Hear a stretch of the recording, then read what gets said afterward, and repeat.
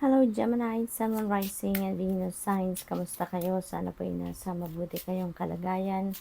Welcome back po sa Star Tarot. Kung bago kayo rito, welcome din kayo. Thank you sa inyong support. I truly appreciate it. God bless you all, Gemini.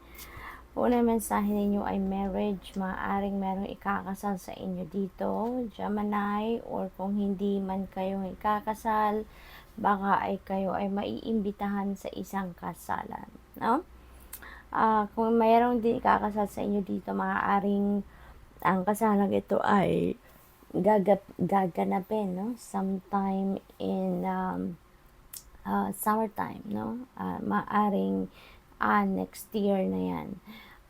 Possible din na business partnership ito, no? Gemini, maaaring merong mga sosyohan sa negosyo magaganap dito for some of you. So, courtship, merong ligawan, merong nandiligaw, or merong nililigawan, or meron na kayong dinidate sa ngayon. And possible talaga, no, na mauuwi na sa kasalan ang courtship na yan. Wow, Gemini, napakaganda. There is sudden wealth coming your way. Ayan, so merong perang parating, kayamanan na parating sa inyo ngayon, ano? At ano to, sudden wealth ito, hindi ninyo ito pinaghandaan, hindi ninyo ito pinagtrabahuan. Kumbaga, no, this is a windfall of money. Maaaring manggagaling ito sa game of chance, no, since we have ruleta dito. So I suggest also na pakitignan po ninyo ang ibig sabihin ng synchronicity na to. We have master number 11 at saka meron tayong angel number 777. So pakitignan po ninyo ang ibig sabihin yan kasi additional information and additional guidance po yan para sa inyo. We have number 13, wealthy man. Si wealthy man, you are going to be dealing with this person around this time. Posible, no, Gemini, na si wealthy man ay ito yung boyfriend ninyo or siguro ito yung mapapangasawa ninyo, no? And this wealthy man is definitely someone na yayamanin na. Meron na talaga tong pera, established na ang kanyang financial future, established na siya sa negosyo niya, established na siya sa trabaho, no? Siguro manager na to or mataas na yung kanyang katungkulan sa kanyang trabaho. So you will be dealing with this person around this time. Child, so maybe merong magwa-welcome ng baby dito sa inyo, maaring merong manganganak, or possible din na new chapter ito sa buhay, no? Kasi yung child na to, this represents new beginnings. Kaya maaaring magsisimula talaga kayo ng bagong chapter sa buhay ninyo. Baka after ng kasal, hindi ba? That is a new chapter sa buhay ninyo. Buhay may asawa. Yung sudden wealth na to, no? That is going to create a change then sa buhay ninyo pagdating sa inyong pangkaperahang aspeto. Kaya maaari talaga na hindi lang isa din na pagbabago ang magaganap sa buhay ninyo. Lover's energy, so most likely talaga malaki dito ang chance, no, na ang iba talaga sa inyo ay mag-aasawa na, magpapakasal na. Ang iba sa inyo dito, kung kayo pa ay single, so maaaring kayo ay papasok sa love and romantic relationship. Possible din ang iba sa inyo dito ay dating na talaga, and yun na nga, no, magle-level up na kayo ng inyong commitment with your person. May biyahe, magbabiyahe kayo, no, maaaring yung journey na to is related to pasyal, trabaho, bagong career opportunity somewhere, 'di ba? Maari din na magra-relocate ng iba sa inyo since marami na kayong pera, so possible din na ganon. Or siguro yung kasalang ito is a destination wedding, so maaring ikakasal kayo sa ibang bansa, sa ibang lugar, kaya kailangan ninyong mag-travel. Unexpected income, napakaganda rin ang swerte niyo sa ngayon kasi meron na kayong windfall of money, meron din kayong hindi inaasahang kita, no? Kumbaga siguro side hustle ninyo ito or maybe hindi rin pero siguro merong mag-hire sa inyo for your service. At maaaring ito ay malaki din ang bayad sa inyo. So, possible na ganun din ang ganap. Kaya may extra income kayo dito na makukuha. So, that's all I have for you for today. Thank you for watching. Love and light. Namaste. Hello Libra, Sun, Moon, Rising, and Venus signs. Kamusta kayo? Sana po nasa mabuti kayong kalagayan. Welcome back po sa Star Tarot. Kung bago kayo dito, welcome din kayo. Thank you sa inyong support. I truly appreciate it. God bless you all. Libra, paunang mensahe ninyo ay Privileged Lady. Ayan, so dito sa Privileged Lady, this is an very abundant and prosperous energy, Libra. Kaya merong paparating na pera sa inyo dito, no? Merong paparating siguro na return of investment ninyo, bunga ng inyong pagsisikap, and kung ano man yan, kung saan man manggagaling yan, that is going to create a change sa inyong financial landscape at makakaluwag-luwag kayo sa ngayon. We have number 19, Coffin. Ayan, so dito, this is a new beginning energy kasi meron din ending dito. So this is ending and beginning energy, Libra. Tapos na, no? Merong sitwasyon dito na tapos na. Kung ano man ito, maaaring, since katabi niya si Privileged Lady, maaaring scarcity ito, financial problem, financial constraints, nagkukulang sa pera, maaaring yan ang problema ninyo in the past. At ngayon, since we have abundance and prosperity energy, yan ay natapos na, no? Dahil nagkaroon na kayo ng sufficient na pera, sa ngayon. Kaya you're heading towards a new beginning. You're starting fresh, no? Pagdating sa inyong kaperahang aspeto. We have number 2, main female. Posible na kayo ito, Libra, or kung hindi man, baka you are dealing with someone na babae, no? Maybe this is a female energy that you are going to be dealing with at this time.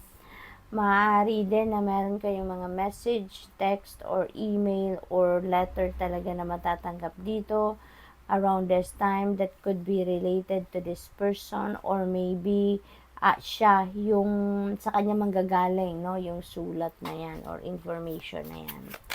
We have number 9, ayan. So, may pagbabago, no? There is a change coming your way. Posible na may pagbabago kasi nga meron tayong energy ng ending and beginning. So, definitely merong pagbabagong magaganap. At possible din, na relocation ito kasi may mga gamit sa sasakyan. So, that could be a change of place of residence, change of house, na tinitirhan, shelter, yung mga ganon. Maaari din na magta-travel kayo dito, kaya possible na relocation ito somewhere, no, na medyo malayo siguro sa kung saan kayo dating nakatira. Maaring this is migration, maaring this is because there is an opportunity overseas din, so maaring ganun yan din ang ganap dyan. Napakaswerte ninyo, Libra. We have sudden wealth. This is a windfall of money. Merong karagdagang kayamanan na parating sa inyo, Libra. Maaaring manggagaling ito sa game of chance since meron tayong ruleta or slot machine dyan. So, posible na galing yan sa panalo. At meron din synchronicity dito, no? So, I suggest po, pakitignan po ninyo ang ibig sabihin ng master number 11 at saka ng angel number 777, no? Merong additional information, inspiration dyan na makukuha kayo. We have number 34, occupation. So, maaaring yung may naririnig akong raffle, So, siguro, ang iba sa inyo, merong raffle din na tinayaanan. Maaaring yan ay sa trabaho. posible din na yung occupation na to, yung trabaho ninyo na to, ay meron din kayong dealings with this female sa trabaho. So, maybe katrabaho ninyo yan, boss ninyo, manager ninyo, supervisor, maaaring ganun din ang ganap dyan, ano? What else? We have unexpected income, napakaganda, maraming perang parating kasi meron kang sudden wealth, hindi mo to inaasahan, meron ka din hindi inaasahan na kita, no, sa iyong pagtatrabahuan. So, maaaring racket ito, no, or meron siguro mag-hire sa inyo for your service, pero hindi yan kasali doon sa trabaho mong regular. Number 35, pathway. Ayan. So, you're heading towards a new beginning talaga, no? You're heading towards a new path. Dito, na maganda rito, siguro mga pangarap ninyo ito dati, fantasies ninyo ito dati, at ngayon, parang, ang mangyayari, ano ninyo ito, ang mangyayari, parang, you're going to take action towards that na sa ngayon, diba? Matagal na ninyo itong pangarap, matagal na ninyong gustong gawan ito, pero hindi ninyo ginagawa ng paraan. Pero ngayon, you are going to do extra work, no, para matupad ninyo yan at papunta na kayo doon. A mature woman, ayan, so maybe you're dealing with a mature woman at this time, posibleng abogada ito, napakaganda, napaka-glamorosa, or maaaring manager ninyo sa trabaho, posibleng grandma ninyo to, or mom ninyo, or auntie, or posibleng asawa din ninyo ito sa mature woman, Libra, no? 26, great fortune, napakaswerte talaga ninyo, meron kayong sudden wealth, unexpected income, tapos great fortune. So, ang swerte nyo talaga sa ngayon.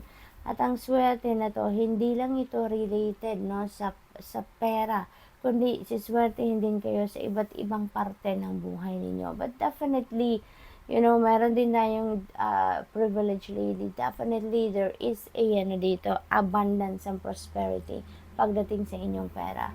So, that's good, no, Libra? That's all I have for you for today. Thank you for watching. Love and light. Namaste. Hello, Aquarius, Sun, Moon, Rising, and Venus signs. Kamusta kayo? Sana po'y nasa mabuti kayong kalagayan. Welcome back po sa Star Tarot. Kung bago kayo rito, welcome din kayo. Thank you sa inyong support. I truly appreciate it. God bless you all. Paunang mensahe ni Aquarius ay high honor. So, panahon na ngayon, no, para for you to reap the rewards of your hard work, no, ang sipag din nyo, tiyaga, commitment na binuhos nyo sa trabaho, time and energy, yan ay mara-recognize na sa ngayon. Kaya meron ditong award na maaaring maibigay sa inyo, financial reward, promotion, mga ganon, pay raise, no? So, siguro meron recognition dito of the job well done. Wealthy man, ayan, maybe you're dealing with this wealthy man sa ngayon. Maaaring manager ninyo to sa trabaho, boss ninyo sa trabaho, nasa mataas na posisyon na to sa kanyang kumpanyang pinagtatrabahuan, or siguro sarili niya, yung kumpanya, di ba? Wealthy man, so ibig sabihin, yayamanin na to, no? Established na to sa kanyang money, career, and finances. Possible din na marami na tong ipon, successful na sa trabaho, successful sa karera, no? And you are going to be dealing with this person around this time. Privileged lady is a prosperous and abundant energy. Kaya marami din na maaaring dumating sa inyong pera sa ngayon, maaaring financial reward yan, connected sa high honor. So, magkikreate ito ng pagbabago sa landscape ng inyong kaperahan, no? Kasi siswertehin kayo sa pera, merong parating dito na pera. Number 3, wow, marriage, merong ikakasal dito, and there is synchronicity din dito, no?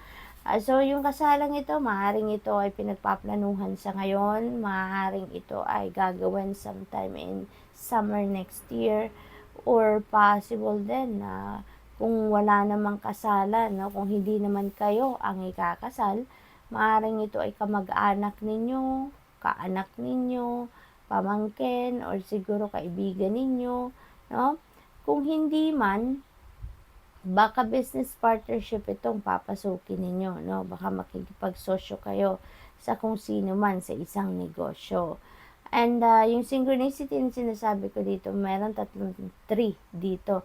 You have number 3, 1 plus 2 is 3, this is another 3. So, this is angel number 333 po.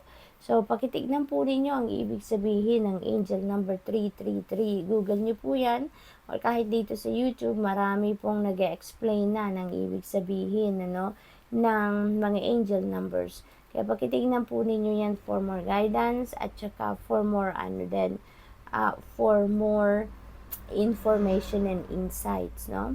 Master number 33 din, pakitignan din po ninyo. Thank you. Coffin, we have number 19. This is ending and beginning energy. Kaya for sure, meron na ditong tinapos na kayo. Tapos na to kasi sarado na siya. So, meron na kayong tinapos dito na sitwasyon, no? Something ended na dito, kaya handa na kayo magsimula ng bagong buhay, bagong chapter sa buhay ninyo.